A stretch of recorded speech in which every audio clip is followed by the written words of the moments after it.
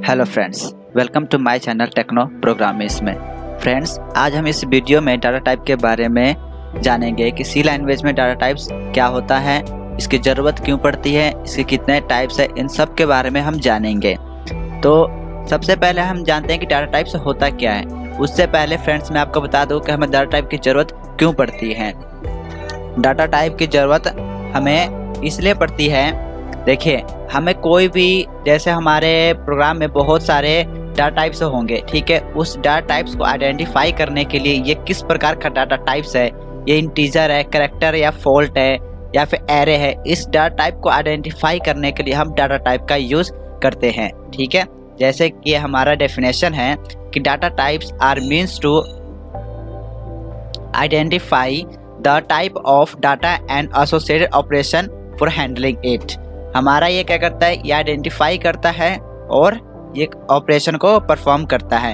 या फिर हम दूसरे वर्ड में कह सकते हैं कि डाटा टाइप क्या करता है, वेरिएबल को स्टोर करता है एक मेमोरी में, ठीक है। तो ये होती है डाटा टाइप्स, ठीक है। अब बात आती है कि डाटा टाइप्स कितने प्रकार के होते हैं। डाटा टाइप्स 3 प्रकार के होते हैं। फर्स्ट, बिल्ट इन टाइप, या इसको हम कहते हैं बेसिक फंडामेंटल डाटा टाइप भी कह सकते हैं। सेकंड है हमारा यूजर डिफाइंड डाटा टाइप्स और थर्ड है हमारा ड्राइव डाटा टाइप। सी लैंग्वेज में डाटा टाइप्स 3 प्रकार के होते हैं, ठीक है। ये होती है built in type, user defined data type और ड्राइव डाटा टाइप। मैं इसको एक ग्राफ की तरह मैं आपको बता रहा हूँ ताकि आपको जल्दी से याद हो जाए कि डाटा टाइप्स कौन कौन से होते हैं। देखिए, फर्स्ट है हमारा बिल्ट इन टाइप, या फिर हम बेसिक डाटा टाइप भी कह सकते हैं या फंडामेंटल भी। सेकेंड है हमारा user defined data type, third है हमारा drive data type. Built in type में हमारा कौन कौन से आते हैं, इंटीजर, वॉइड, फ्लोट, ठीक है। इंटीजर में हमारे 2 तरह के होते हैं, एक हमारा इंट और हमारा कैर है। वॉइड एक ही है। फ्लोट में हमारे 2 हैं, फ्लोट और डबल, ठीक है। यूजर डिफाइंड डाटा टाइप में हमारा है स्ट्रक्चर, यूनियन, क्लास, इन्यूमरेशन, और ड्राइव डाटा टाइप में हमारे हैं एरे, फंक्शन, पॉइंटर। फर्स्ट आता है हमारा बिल्ट इन टाइप, इसको हम प्रिमिटिव डाटा टाइप भी कहते हैं। इसलिए हम प्रिमिटिव डाटा टाइप कह सकते हैं क्योंकि हम इसको कंपोज नहीं कर सकते। इसका मतलब ये हुआ कि जैसे हमने इंटीजर का काम जो होगा, इंटीजर को वैल्यू को स्टोर करवाने का, वो इंटीजर ही करेगा, कोई और नहीं कर सकता, ठीक है। तो ये इसको हम कंपोज नहीं कर सकते, इसलिए हम इसको प्रिमिटिव डाटा टाइप कहते हैं। ये पहले से ही डिफाइंड होता है कि इसका क्या काम है और ये क्या चीज़ है, ठीक है। इसको हम चेंज नहीं कर सकते, इसको हम कहते हैं प्रिमिटिव डाटा टाइप। फर्स्ट है हमारा इंटीजर। इंटीजर क्या होता है, इंटीजर हमारे होल नंबर को स्टोर करता है। इंटीजर क्या करता है, हमारे होल नंबर को स्टोर करता है विदाउट अ फ्रैक्शनल वैल्यू। हम फ्रैक्शनल वैल्यू को हम होल्ड नहीं कर सकते। इंटीजर पॉजिटिव या नेगेटिव वैल्यू को ही स्टोर कर सकता है, और ये मेमोरी लेता है 2 बाइट मेमोरी स्टोर करता है किसी भी टाइप को, ठीक है। जैसे हमारा इंटीजर कोई सा भी नंबर हो गया तो ये 2 ही बाइट मेमोरी अलोकेट करेगा इसको, और कोई और ज़्यादा मेमोरी नहीं लेगा। सेकेंड आती है कैर। कैर क्या है, कैर में हमारा इंटीजर और कैरेक्टर दोनों स्टोर किया जा सकता है, ठीक है। ये हमारी 1 बाइट मेमोरी अलोकेट करता है। थर्ड आती है हमारी फ्लोट। फ्लोट डाटा टाइप में क्या होती है, इसमें रियल और फ्लोटिंग पॉइंट वैल्यू दोनों को हम स्टोर कर सकते थे।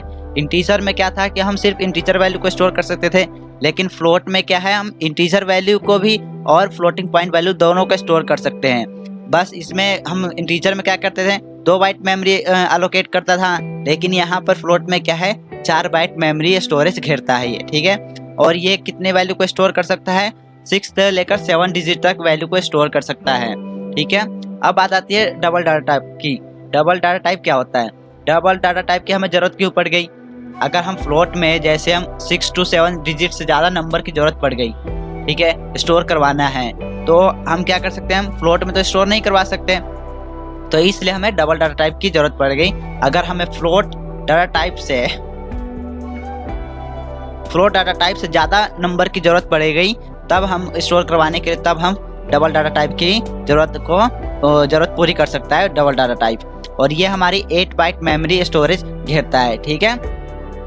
इसलिए हम इसको डबल डाटा टाइप भी कह सकते हैं, और इसका यूज़ भी होता है ज़्यादातर, ठीक है। वॉइड डाटा टाइप का मतलब होता है एम्प्टी, मतलब वॉइड, कुछ भी नहीं। जब हमें कोई वैल्यू रिटर्न नहीं करवाना है, हमें नहीं चाहिए होता है, तब हम वॉइड का यूज़ करते हैं कि हमारा वॉइड ऐसे एम्प्टी रहे, ठीक है। ये तो था हमारा बिल्ट इन टाइप की, ठीक है। अब हम बात करते हैं ड्राइव डाटा टाइप की। ड्राइव मतलब आप समझिए कि ड्राइव डाटा टाइप होता क्या है।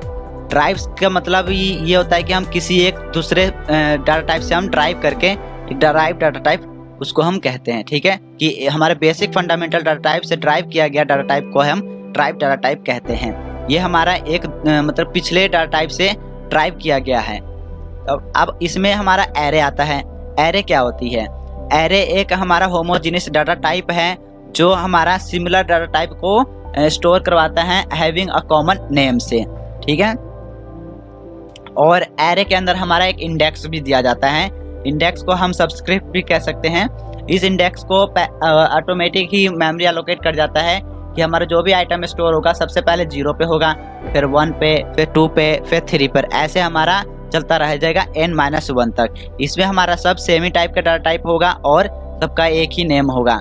हमें एरे की ज़रूरत क्यों पड़ गई फ्रेंड्स? मैं आपको बता दूं, एरे बहुत ज़्यादा इम्पोर्टेंट है हमारे इस सी लैंग्वेज में, क्योंकि जैसे हमारे पास एक ही नाम से एक ही टाइप के हमारा बहुत ज़्यादा डाटा टाइप की ज़रूरत पड़ गई, ठीक है।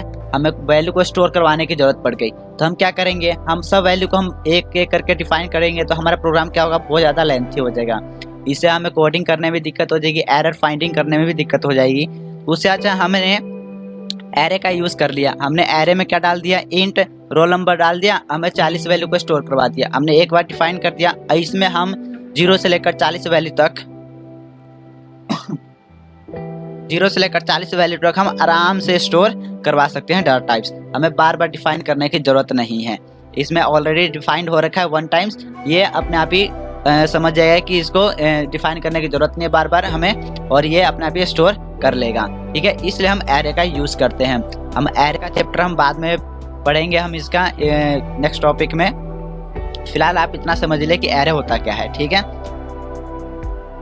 अब आती है पॉइंटर। पॉइंटर क्या है? पॉइंटर को हम एड्रेस स्टोर करने के लिए यूज़ करते हैं कि हमारी जो वैल्यू हमने एंटर करवाई है वो कौन सी मेमोरी इसको कौन से एड्रेस पे स्टोर है ये, और किस मेमोरी एलोकेशन इसको अलाउड हुआ है, इसको कौन सी मेमोरी कहाँ पे है स्टोर, इन सब को जानने के लिए हम पॉइंटर का यूज़ करते हैं। जैसे मैंने एग्जांपल की तरफ यहाँ पे दिखाया है कि हम इसको कैसे हम फाइंड कर सकते हैं। जैसे हमने x लिया, ठीक है, ये हमारा इंट हमारा डाटा टाइप हो गया और x हमने वैल्यू ले लिया, लेकिन इसका हमारा क्या है, हमने वैल्यू कोई स्टोर नहीं करवाई, तो इसकी एड्रेस हमारी मान लेते हैं ये एड्रेस है हमारी, ठीक है, GOX41 ये हमारी एड्रेस है, ठीक है।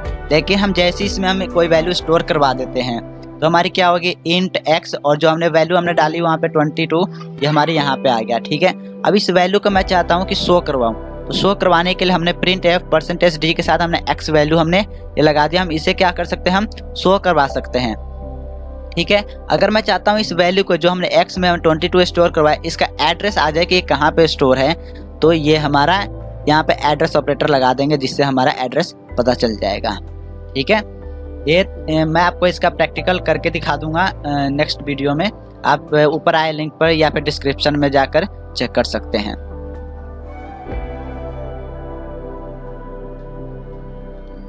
फंक्शन क्या होता है?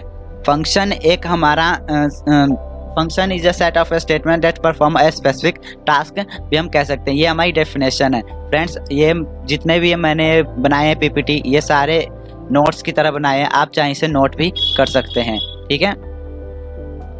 फंक्शन हमारे क्या होती है, एक सेल्फ स्टेटमेंट होती है जो अपने अपने प्रोग्राम को परफॉर्म करती है और अपने टास्क को पूरा करती है।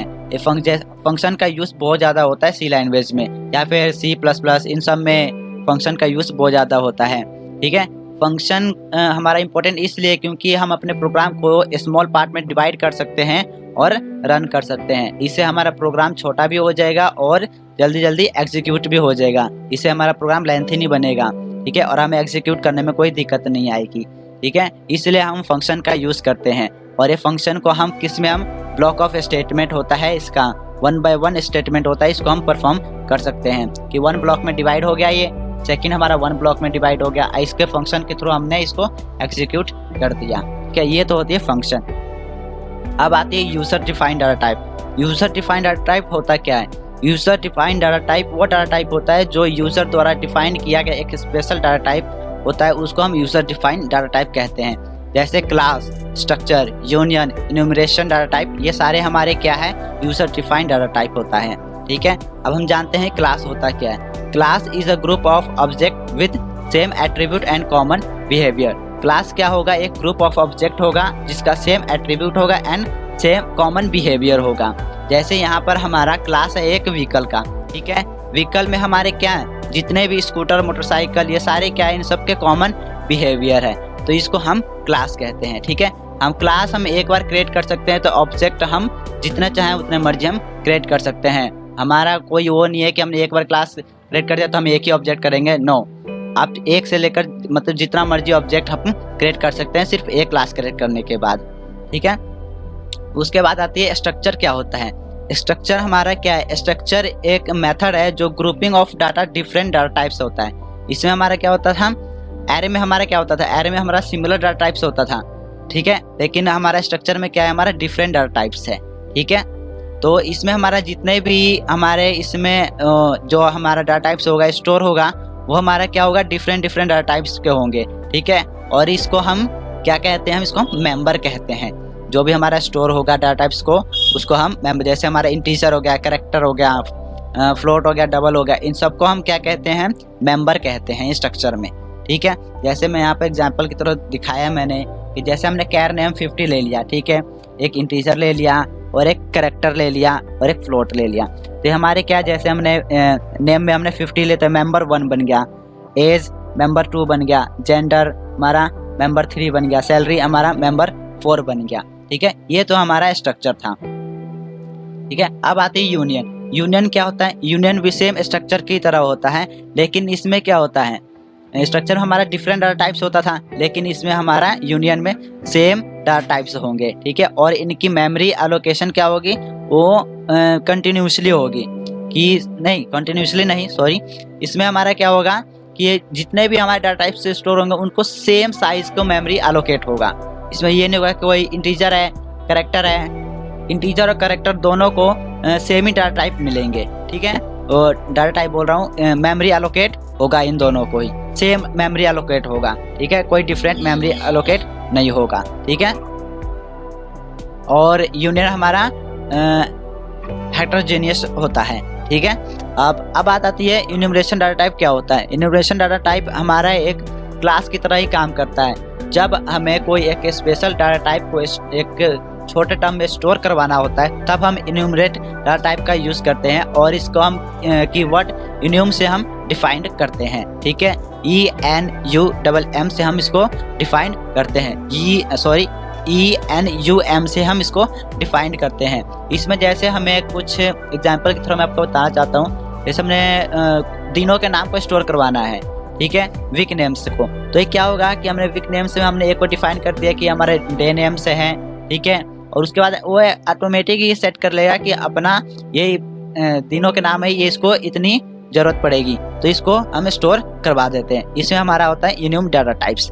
ठीक है फ्रेंड्स, हमने इस वीडियो में डाटा टाइप्स के बारे में जाना है कि डाटा टाइप्स होता क्या है, कितने टाइप्स के होते हैं, हमें ज़रूरत क्यों पड़ती है, फ्रेंड्स इन सब के बारे में बताया। और फ्रेंड्स मैं आपको जिनमें मतलब कुछ टॉपिक ऐसे हैं जिस पे वीडियो बना के दिखाना था, प्रैक्टिकल करके दिखाना था, मैं उसको प्रैक्टिकल भी करके दिखा दूंगा आपको। ठीक है, आपको डिस्क्रिप्शन में मिल जाएगा ये लिंक, आप वहाँ डायरेक्ट जाकर इसके वीडियो मतलब जो प्रैक्टिकल है उनको देख सकते हैं। ठीक है, या फिर आई बटन पर लिंक करके देख सकते हैं।